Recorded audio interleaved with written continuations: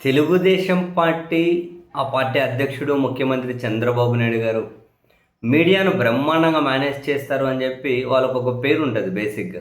మీడియాని మేనేజ్ చేయడం అంటే ఇంక తెలుసు కదా! మేనేజ్ అంటే ఏంటి? రకరకాల మేనేజ్‌మెంట్ ఉంటది ఇంకా. ప్రధానంగా డబ్బుల రూపంలో మేనేజ్‌మెంట్ కూడా ఉంటది.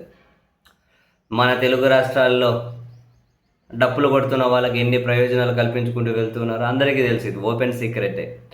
కోట్ల రూపాయల ప్రయోజనం.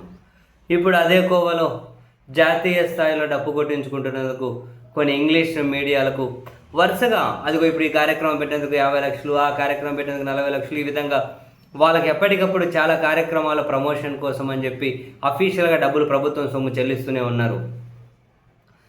తాజాగా ముఖ్యమంత్రి గారు కొడుకు దావోస్ వెళ్ళారు కదా, దాన్ని కవర్ చేసినందుకంట 3 ఇంగ్లీష్ ఛానల్స్కి 1.97 కోట్లు, దాదాపు 2 కోట్లు, 2 కోట్ల రూపాయలు రిలీజ్ చేస్తాం అఫీషియల్గా. అన్అఫీషియల్గా ఏమో అంటే మనకు తెలియదు.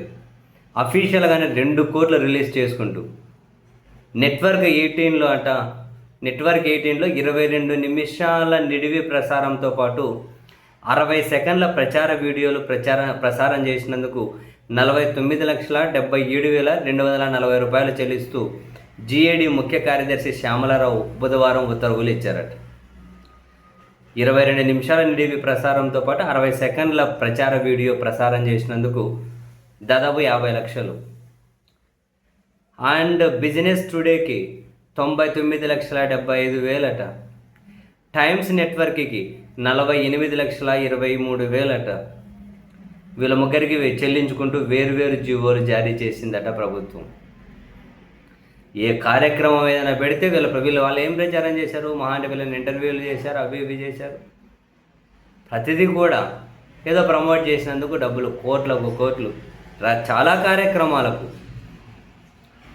నిజంగానే వీళ్ళకి అనుకూలమైనటువంటి మీడియాలకు వీళ్ళ అధికారంలో ఉంటే బాబోయ్ ఎన్ని కోట్ల రూపాయల ప్రయోజనాలు కల్పిస్తారో. అద్భుతమే నిజంగా.